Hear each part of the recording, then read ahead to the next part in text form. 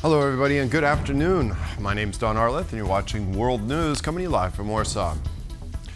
Ukrainian President Volodymyr Zelensky on Friday met with Poland's Foreign Minister Radosław Sikorski to discuss the recent incursion of Russian drones into Polish airspace. Zelensky said that Kyiv is ready to share its intel on Russia's drone operations and also offered to help build a joint Polish-Ukrainian air defense system. I held a meeting with Polish Deputy Prime Minister and Foreign Minister Radosław Sikorski. We talked about the attack of Russian drones on Poland. We're ready to share our experience, help with training the Polish military and build a defense system together. We are grateful to Poland for its support from the very beginning of the war. We are close neighbors, and in such dangerous times, it is important to stick together. We separately discussed exerting pressure on Russia, joint defense production, and Ukraine's membership in the European Union. It is very important to open the first negotiation cluster for Ukraine and Moldova with all 27 votes. We also talked about the SAFE program and the possibility of using funds for the production of interceptor drones. I thank Poland for its readiness to implement this. We agreed to work through all issues at the team level. Talks are underway regarding joint Polish-Ukrainian military training, according to sources close to the Polish Defense Ministry. Military experts from both countries are set to discuss workshops on drone combat and deterrence. The training would be held in Poland and focus on defending against enemy drones after a Russian drone incursion saw 19 UAVs violate Polish airspace. Ukrainian President Volodymyr Zelensky expressed readiness to help Poland work on a drone detection and prevention system. And now we're going live to NATO headquarters in Brussels, where Secretary General Mark Rutte is holding a press conference. As a reminder, Poland's airspace was breached in the early hours of Wednesday morning by a swarm of at least 19 Russian drones. Let's listen in. In Romania, Estonia, Latvia, and Lithuania.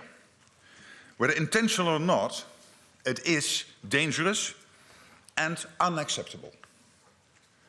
At a meeting of the North Atlantic Council on Wednesday morning, allies discussed the situation in light of Poland's request for Article 4 consultations. Allies expressed full solidarity with Poland and denounced Russia's reckless behavior. NATO's core task is to deter aggression and defend every member of this alliance against whatever threats we face. Safeguarding our eastern flank is of utmost importance. This is why we have forward land forces deployed in 8 countries, with contributions from every ally supporting these contingents, and plans in place to scale up our presence if and when required. We have air defenses, ground, sea and air-based systems.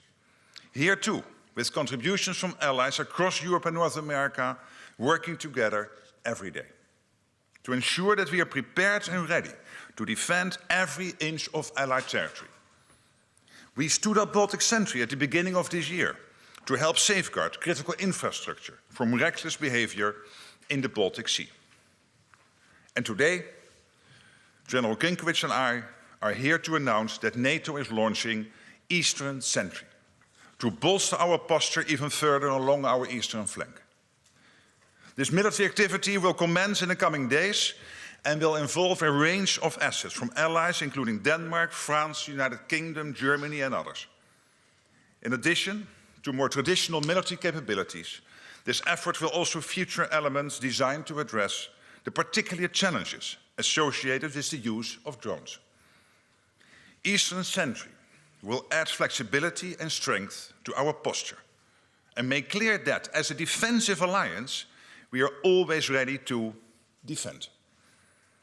I'm confident in the strength and ability of this alliance, not least because of the excellent leadership of our top brass. So let me pass the floor to General Kyiv to provide a bit more detail about how we are reinforcing our posture through Eastern Sentry. General, you have the floor. Thank you, Secretary General. It's a great honor to be here by your side in Brussels for this important announcement, one that will strengthen our defenses. Integrated and layered air defenses, both air and ground-based, will be key as we move forward. This was on top of everyone's mind in the Baltic states, where I just returned from a short while ago.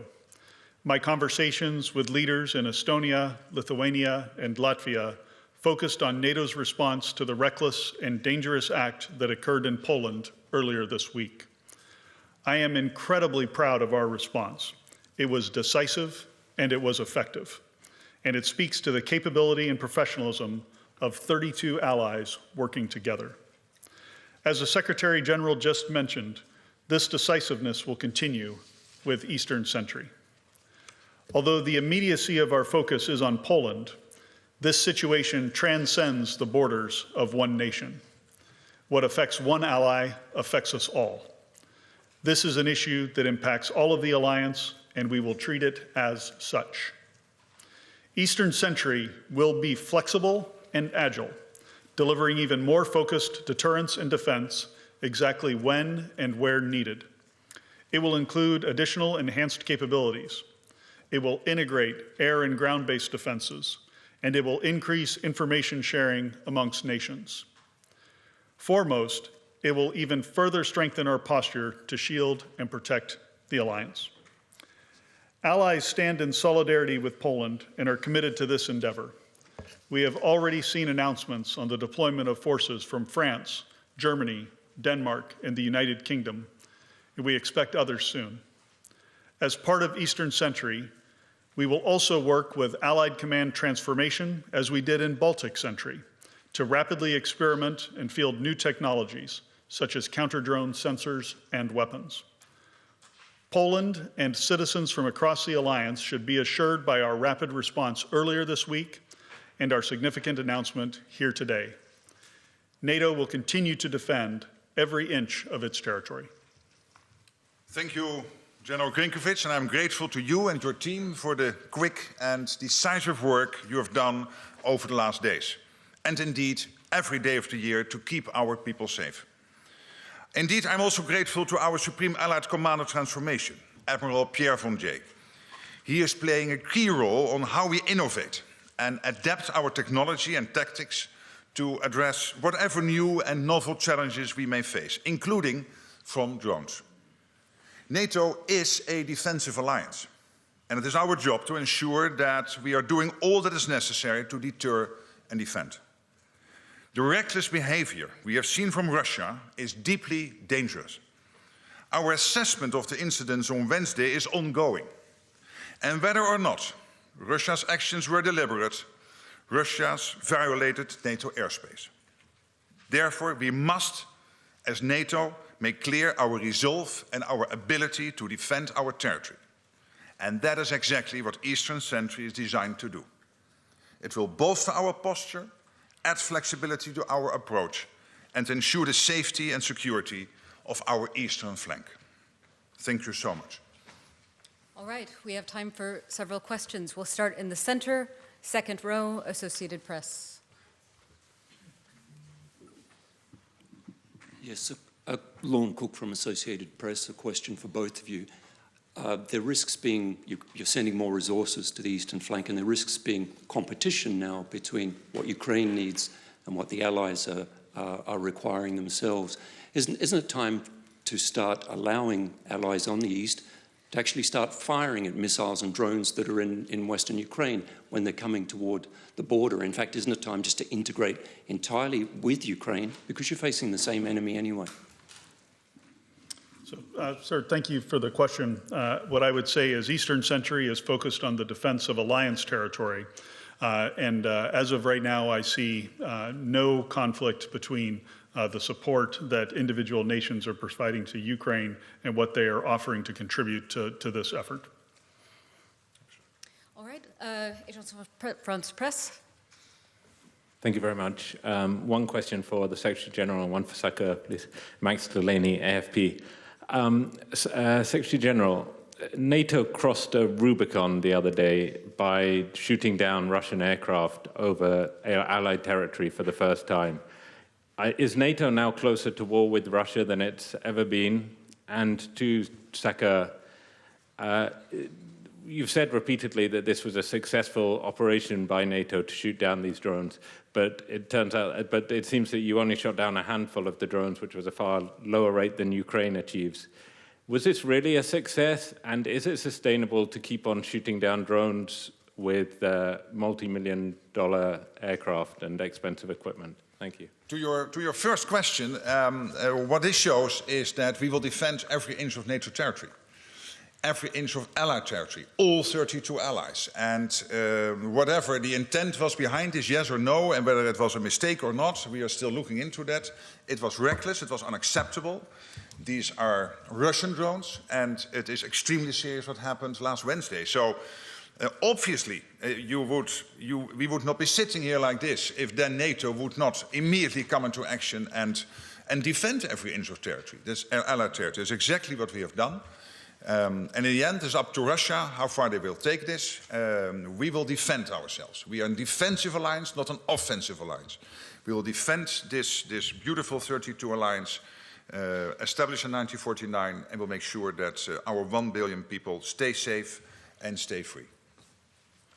Sir, for the part of the question that you directed to me, I do think it was a highly successful operation intercepting the drones that we did with the Dutch F-35s and the other assets that contributed to that. As successful as we are, we always learn something in the debrief, as we would say in the fighter business.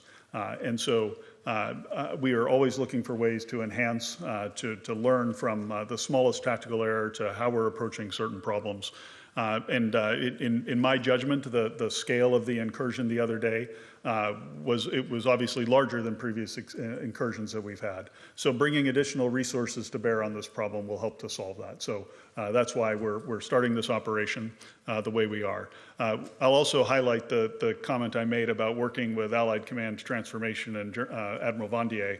That is an effort to ensure that we get lower cost weapons that we can use to defend ourselves, to make this a sustainable operation over time.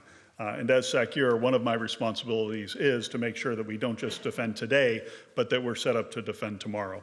And the last comment I'll make is when there's a fighter pilot that's in the air or someone on the ground who's defending the alliance, I don't want them thinking about how much their weapons cost. I want them defending our citizens. We'll move to this side of the room. Third row, Reuters. Thank you, Andrew Gray from Reuters. Question for the Secretary General. Do you consider the response from the United States, particularly from the President, sufficient so far when he said, "What's with Russia violating Poland's airspace with drones? Here we go." And have you spoken to President Trump about this? If so, what was the content of the message? If not, why have you not spoken to him? And for the Supreme Allied Commander, can you tell us whether any US military assets were involved in the response to this incident? And if not, why not? And can you also give us more details of this new activity, the size, the scale of the operation? Thank you. To your first question, I think the American reaction was very clear by the American president, also by the ambassador here. It's absolutely clear that we all stand together on this. America's commitment to NATO is ironclad in every sense, there's no doubt. So I was very happy with the American reaction, and I'm not disclosing every phone call, every discussion I have. But you have seen in the press reported a phone call by the Polish president to Donald Trump, the American president. I spoke also with the Polish president. I think that was a very good phone call, clearly building also on the excellent relationship the two have been building last week during the visit of the new Polish president to the White House. So I'm absolutely satisfied on that front. As far as U.S. military assets, I'm right here, and I'm involved. The United States commitment to the integrated military structure of the alliance remains. For kinetic assets the other day, there were not any. This is a function of the rotation of forces that we have to our different missions around the alliance, and simply a matter of scheduling more than anything else. As we look forward to your question on more details on the size and scope, Eastern Sentry, as I envision it, is going to cover the entire eastern flank of the alliance, from the high north to the Black Sea and the Mediterranean, anywhere that we might see a threat from the Russians. And modeling on Baltic Sentry, which was a highly successful operation in the Baltic Sea, we have been able, through our presence and through adapting the level of forces that we have at any particular time based on how we assess the threat picture, to prevent any attacks on undersea infrastructure in the Baltic Sea since we started that operation. The same logic of this vigilance activity will apply, in that across the eastern flank we'll constantly adjust and change our posture in a manner that keeps the adversary off guard, but also responds to specific threats as we see them emerging. Fourth row, center. Thanks for the question. Thomas Kutschka with Frankfurter Allgemeine Zeitung. I have two questions. The first one for the immediate future. When will this new operation be up and running? Baltic Sentry was just a matter of days. Is that the time frame you're considering? And then in the longer term picture, the President of the European Commission this week suggested or proposed a drone wall as an answer to the new threat to be possibly financed from the common EU budget. I'm just wondering what your thoughts are about this idea. It's something that comes from the Baltic states. Is that the right way to go to better protect the eastern flank? And I leave it up to you who wants to Shall I take reply. the second question? And Quince, you Okay, sir. Yeah. Yeah, so a couple of comments. I have issued the order tonight for Eastern Sentry to begin. The order went out as this press conference began, and so operations are being brought together immediately underneath my authorities as SACEUR. Now, it will take some time for us to bring everything together with the new contributions that have been coming in, and we'll continue to work on this and refine the design of the operation moving forward, but it begins immediately. I'll just make one comment on the drone wall, Secretary General. This is very in line with some of our thoughts of fortifying our eastern flank from a land and air domain perspective. And just coming back from the Baltics, the number of states are making investments in technologies, learning lessons from Ukraine about what kind of sensors and what kind of weapons, kinetic and non-kinetic, might be effective. And so integrating those sorts of defenses into our daily deterrence activities and into our regional plans is absolutely going to be something that we want to do moving forward. Exactly. Now, and then to your question about Ursula von der Leyen, the President of the European Commission, I think she had an excellent State of the Union. There was a lot of defense in there and a lot of, how also the EU can help here and contribute to the overall effort. And this is exactly what we have been doing since October, since I came into office. And of course, we are close personal friends, and the EU and NATO are extremely closely working together on all of this, where we all agree that NATO is about the standard setting, about the capability targets, the defense plans, and the EU is about all the soft power, because you cannot fight with plans. You need to have the weapons, the defense industrial base and all that, and there we need the European Union. Also, of course, there's the question of money. Your question is also referring to that part. And of course, when it comes to money, there's national money. But everything the EU can help is great, and where the EU can bring together initiatives to, for example, when it comes to drones and developing the industry, that is all extremely helpful and absolutely in line with how I, and I think also the President of the European Commission, see the division of labor. And here we can learn so much from, of course, Ukraine itself. They have a well-established defense industrial base. They have a lot of experience now with drone interceptors. We have JTAC, the Joint Analysis Training and Education Center in Poland, which is joint NATO and Ukraine, where we take lessons. And as we both said, Admiral Pierre von Jay and his team in Norfolk, of course, working day in, day out on making sure that we apply the latest insights, technologies in how we build our posture. Okay, we'll come to the second row in the center, please. Hi, thank you, Terry Schultz with Deutsche Welle today. The alliance has long been asking for enhanced, or allies, I should say, has long been asking for enhanced air defense, even before the war with Ukraine, but certainly since Russia's full-scale invasion. So do you feel at all that now you're having to play catch-up, that these are things that could have and should have been done earlier, and now it's simply been thrown into such sharp focus, and with the danger intensifying every day from Russia, is this not too little, but a bit late? Yeah, I would refer to the performance that we had the other night during the incursion in Poland, in that we were well postured, The authorities that the North Atlantic Council had provided to SACEUR had been further delegated, and aircrew were able to act decisively on a meaningful tactical timeline to eliminate much of the threat that was heading into Poland. So I don't think we're playing catch-up. I think we were postured fairly well for that event.